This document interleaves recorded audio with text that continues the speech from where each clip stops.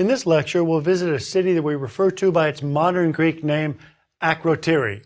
It's on an island in the Aegean, about 60 miles or about 100 kilometers north of Knossos, but displays many Minoan characteristics. Now remember the basic lessons about the Minoans that informed the lecture on Knossos. These people are not Greeks, they speak a different language, seem to worship different gods, and organize their society very differently than their better understood neighbors on the Greek mainland. Since we know so little about them, the architecture of their urban world is critical to understanding their social, political, and religious structures. The town of Akrotiri is, for very good reasons, known as the Bronze Age Pompeii.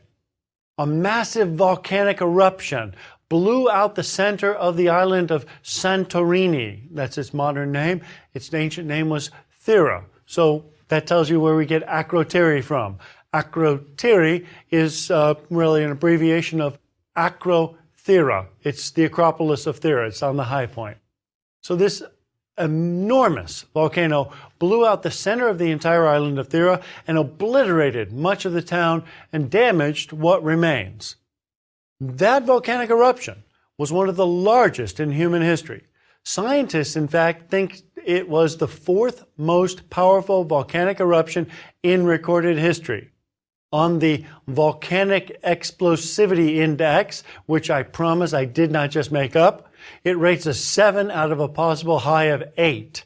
Vesuvius and Mount St. Helens rate a 5.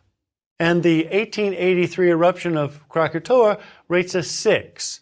The way the scale works, that means that the Theran eruption was roughly 4 times as powerful as Krakatoa. The amount of eruptive material has been calculated at 15 billion tons, or, and this is the part that staggers me, 24 cubic miles of material was literally pulverized by the eruption, thrown into the atmosphere, and rained down. Now, the immediate effects, besides the destruction of the island of Thera, were earthquakes, fires, and tsunamis that reached as far as Crete to the south.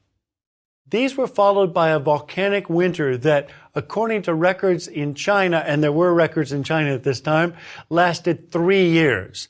And they claimed that that winter was responsible for destabilizing the Chinese dynasty in power at the time. We believe that the Minoan civilization, centered on the island of Crete, was probably also weakened by the event, by the eruption, the tsunamis, and particularly the volcanic winter. And we think that it fell shortly afterwards to the Mycenaeans because of the destabilization brought about by the eruption of Thera. The island of Santorini and its smaller companions today are perhaps best seen from the air. They preserve the size of the ancient volcano as they surround a lagoon that's about 7 by 12 kilometers or 4.5 by 7.5 miles in area.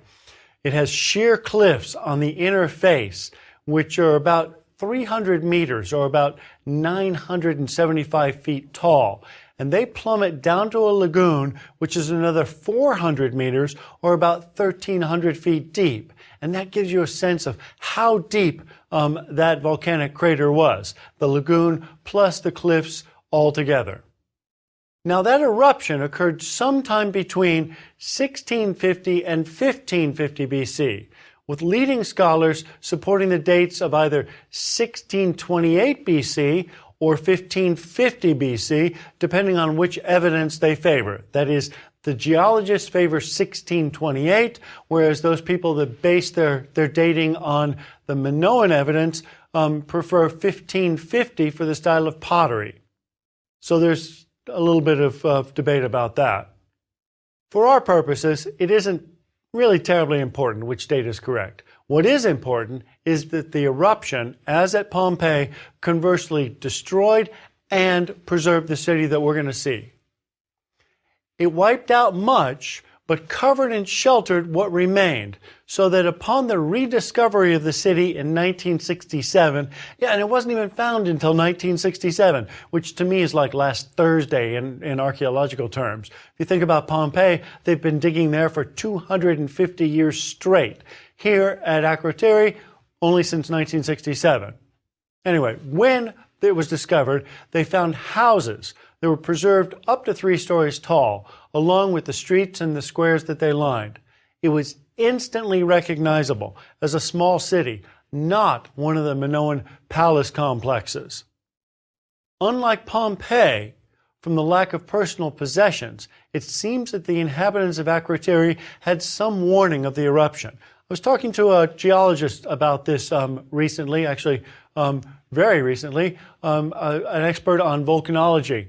And she was telling me that she thinks that they got out because of the sorts of earthquakes that would precede a major eruption, and that the earthquakes encouraged them to abandon the city, flee the island. So that seems probable to me. Only a fraction of the city has been excavated since 1967.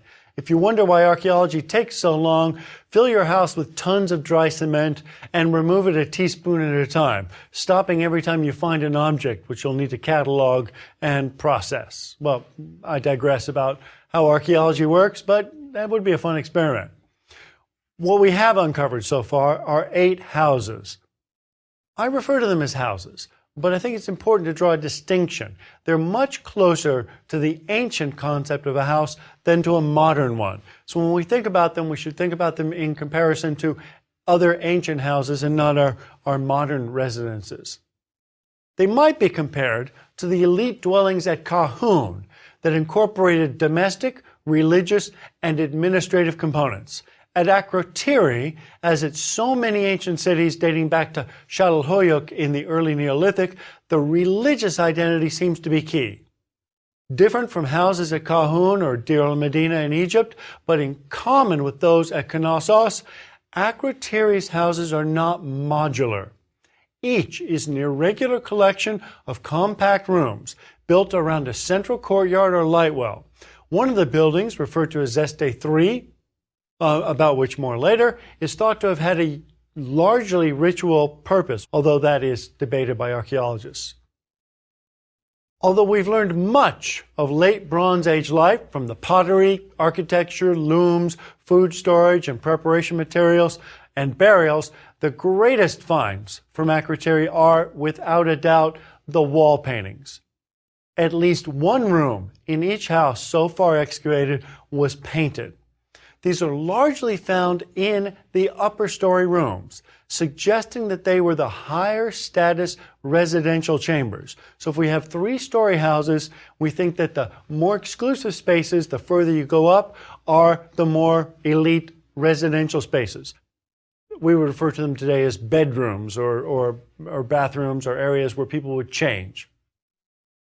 Many of the paintings showed subjects that art historians would call genre painting, and that is images of everyday life. They're really interesting in that regard because they seem to show us snapshots of everyday life rather than, great images of political or religious import.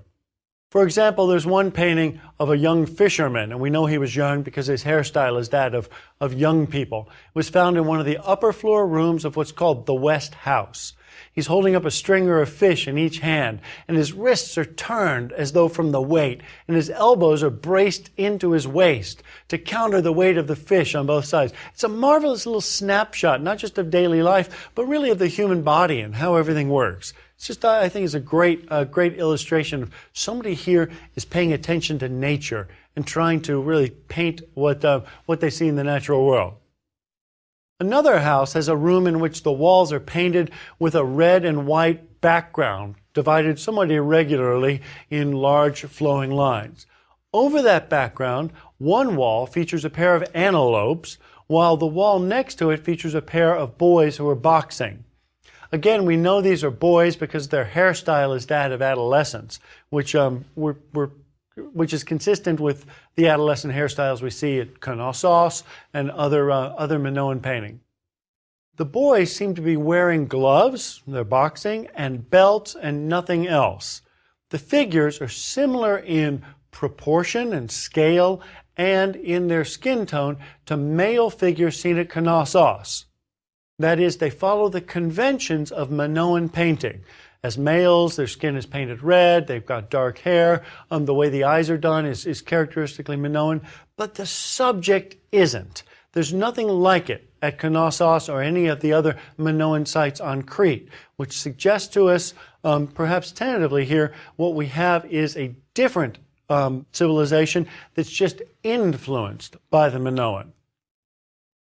The most intriguing and important of the wall paintings from Akrotiri is what is known as the flotilla fresco. Like the young fisherman, it's also from the West House. That's, as you could probably guess, the house that was excavated that's on the western edge of the excavation area. Archaeologists are not terribly creative in their naming, but at least it's accurate here. So here we are in the West House, painted in a style almost exactly like that seen in the wall paintings of Knossos. What we have is a very long fresco that ran around the top of the walls of a room, just above the doors and windows, where you would have an unbroken string of wall space around above the doorways. The entire fresco shows 14 ships sailing, accompanied by leaping dolphins, from what looks like one island to another. The ships are decorated with what appear to be garlands and have high-status individuals on deck of each ship seated under canopies. And we know they're higher-status individuals because they're dressed differently than the rowers or the people working on the ships. They're wrapped in cloaks rather than just loincloths. They are, in fact, of higher scale, so they're larger than the other people, and their position under this frame, this sort of presence canopy, also suggests that they're elite individuals. This scene is generally thought to represent a religious festival, perhaps a pilgrimage from a small island to a larger one. It's thought by most scholars that the small island may be the island of Thera, and that the town shown on it may in fact be Akrotiri. It shows a variety of figures in a collection of buildings, all 2 or 3 stories in height. The buildings are made of cut stone and have the windows, pier, door, pier systems, and flat roofs of Minoan architecture. Now, the image on the flotilla fresco may be intended to represent Akrotiri, but not every building of the real city was as well constructed as the ones depicted there in the flotilla fresco. Some of the houses in the city were made from local rubble stone rather than ashlar blocks. Even these, however, have certain consistent elements of shared Theran Minoan architecture. These elements, for example, ashlar masonry and the use of wooden dowels rather than tongue and groove joints to connect wooden architectural components, say door frames. The posts and lintels of door frames are put together with wooden dowels rather than post and lintel. These, we think, derive from Minoan work, and most scholars trace them directly back to Knossos. Some of these elements are later transferred to Mycenaean city architecture. Certain close connections with Cretan architecture are clear, in particular the common use of what we refer to as the pier-door-pier system. The adoption of such architectural forms at Akrotiri may indicate the need for an architecture that fulfills the same purposes as at Knossos. In other words, if we find Minoan-style architecture here at Akrotiri, that may suggest that we have the same social structures or the same needs politically or religiously on the island. That could suggest a number of possibilities. It might be that extended families or multiple families within a kinship group occupied the houses at Akrotiri. The flexibility of that pier-door-pier system may have led to its adoption for that very reason. Remember, that's the conclusion we draw about the organization of space inside the so-called palace complex at Knossos. The flexibility of that pier-door-pier system led into suites of connected rooms, which are thought to have been occupied by extended families. If we find the same kind of architecture and arrangement of space here, perhaps we have the same social structure and the same arrangement of families living together in these houses. Especially significant, however, is the discovery at Akrotiri of the form called a lustral basin. This form of, it's really just a bathtub, is almost unique to Crete. and it represents, we believe, a clear element of Minoan life. We generally conclude that its use here indicates a similar use as at Knossos. Of course, that may not be the case. The people at Thera may just have liked the bathtub shape and adopted it for completely different purposes, that is, hygiene. But given its specific function, we believe at Knossos in ritual purification, we think that it shows Minoan religious ritual at Akrotiri. If that's the case, what we have here is a small community which has effectively, over perhaps a 200-year period, completely absorbed Minoan culture. And that cultural absorption is seen in the architectural forms, and particularly in the interior arrangements of the lustral basins and the style of painting that we find inside the domestic spaces, inside the houses. Also, very Minoan are the large numbers of very large terracotta vessels. Many of these are set into the floors of houses. And these are found at the houses of Akrotiri just as they were at Knossos. Their design of the vessels themselves and their placement within the floors find parallels in those storage magazines at Knossos, where they were used to store bulk commodities such as grain and oil.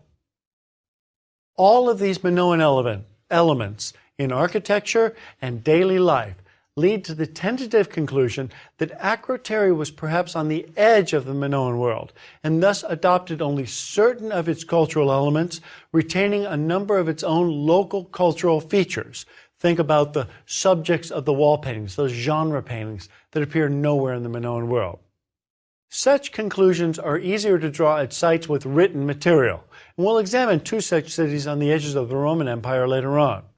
The provincial Roman cities of Timgad and Kuranas demonstrate, I think, a wide range of variations in the patterns of adoption of Roman cultural material on the edges of their empire. But right here, Akrotiri's apparent adoption of Minoan cultural material shows similar behavior. That is, people on the edge of one world adopting the cultural material from the leading empire. As I said, many of the decorations on the terracotta vessels are identical with ones found on the pottery at Knossos. The same can be said of motifs on the wall paintings of both cities, especially many images that demonstrate an attention to nature with identical dolphins and flower shapes. So these seem to show that somebody is looking at nature, and we believe perhaps Minoan painters are imported here or come here to take commissions. There are actually very few personal possessions and no eruption period skeletons at the site. From this, we conclude that the population had warning and fled before the final eruption. Many of the objects left behind were of little intrinsic value or, like these giant terracotta jars, too bulky to easily transport. Not every object discovered, however, is Minoan in style. There's a bronze dagger found at Akrotiri, which is the same design, blade shape, material, and decorative style as those found at Mycenae on the Greek mainland, which seems to indicate that perhaps Akrotiri is something of a crossroads in the Aegean, with Minoan culture coming up from the south and perhaps Mycenaean Greek contacts coming from the west. The houses that we have are built of local volcanic stones and clay, again, usually 2 or 3 stories in height. The roofs are flat, and they're often supported by central wooden columns standing on stone bases. The ground floors were dominated by areas for food preparation and domestic tasks, while the upper floors seem to have been residential, meaning that people slept and had personal areas in the upper floors. This is of interest because it's the pattern found in classical Greek houses of the 5th century BC. So what we may see here is the earliest form of what may be a cultural form of house that continues on through the Bronze Age, the Dark Ages, into the historic period. In those historic houses, the house was the headquarters for a family. It was a household, but it operated as an economic zone, with the ground floor used for workshops and craft areas so that it has a public element. The bedroom areas, sleeping and so forth, took place on the upper floors. If that is the model here at Akrotiri, it's a surprise given the differences postulated for the role of women in each culture. Minoan women seem to have had active and very public religious duties, whereas classical Greek women were much more restricted in their public engagement. The houses at Akrotiri very closely echo the remarkable find of a terracotta model of a Minoan house from the site at Malia on Crete. They reflect its details of window shape and style, the proportions of the house, the two-story organization of space, and the apparent use of the pier-door-pier system. Now, of these 8 houses that we have from Akrotiri, one of them, Zeste 3, is a very interesting building because it's thought by many archaeologists to be more than a house. Half of it is believed to be ritual space, based on the decorations as well as the architecture. It may have been the spot where girls were initiated into religious rites. Whether this space served the entire community or a subdivision such as a religious sect, a neighborhood, or a family group is unknown. Remember, we only have 8 buildings excavated here. So this could be a neighborhood shrine, it could be a shrine for an extended family group, or it could be the only one like it in the community, which means that every girl coming of age in this small city could have come here. We don't have enough evidence to tell us which of these patterns was the case. If this part of the house, the ritual portion of Zeste 3, is used only to initiate girls into the worship of a goddess, then we should consider how often it was used and whether that makes sense for such a large, well-decorated suite of rooms. It may also have been used for other rituals than initiation, but the evidence would be, I think, in any ritual objects, and these were all removed prior to the eruption. So rather than having those ritual objects, which again were gone by the time of the eruption, we have the shape and decoration of the rooms to go on. As in the religious wall paintings at Knossos, a painting in the chamber of Zeste 3 that held a lustral basin illustrates female ritual activity. The painting is called by archaeologists the saffron gatherer's fresco. One panel shows 2 females in a field of crocuses harvesting saffron.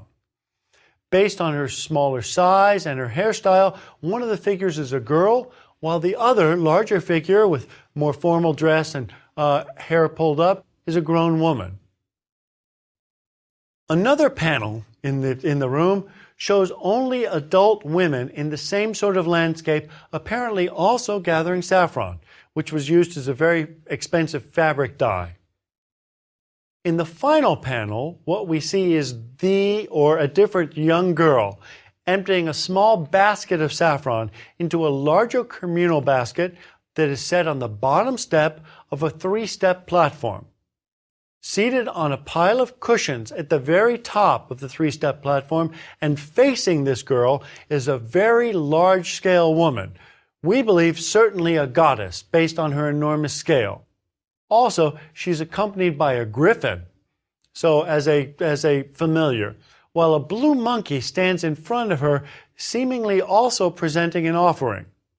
The accepted interpretation is that the girl is being initiated into goddess worship, possibly at adolescence.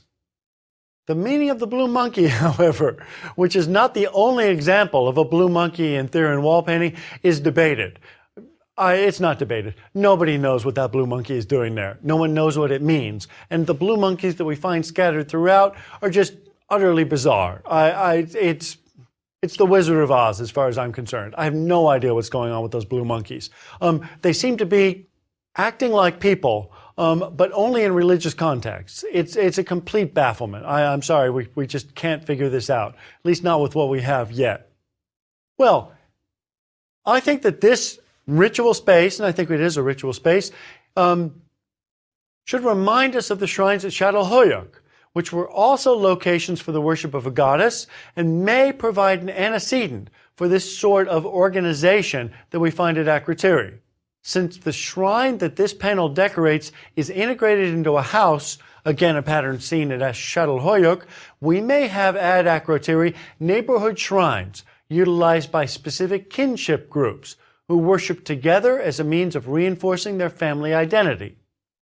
Certainly, the organization and space at Akrotiri supports such a conclusion more than the idea that the shrine at Zeste 3 was a public chamber for the use of the entire community, and we draw that conclusion from its attachment to the house. Akrotiri is an extraordinary discovery that truly bridges the gap in urban spaces between the Near East and Europe, and it does so chronologically, geographically, and culturally. What we see is a crossroads here on the edge of the Minoan Empire as Minoan culture flows up and contacts between Akrotiri and the Mycenaean mainland are made here as well.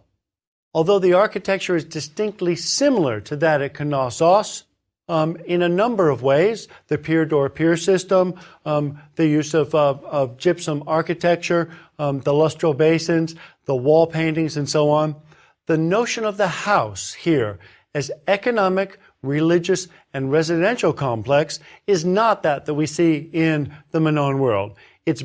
We see its best parallels at Kahun and Amarna in Egypt.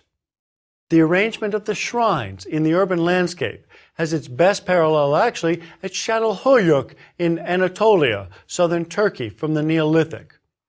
As the oldest city in the Aegean, Akrotiri marks a transition from large complexes, as at Knossos and in Mesopotamia, to smaller cities as found on the Greek mainland in Mycenaean Bronze Age Greek culture. Two of the most significant of those Mycenaean cities will be the subject of the next lecture as we explore the Mycenaean heartland at the cities of Mycenae and Tiryns.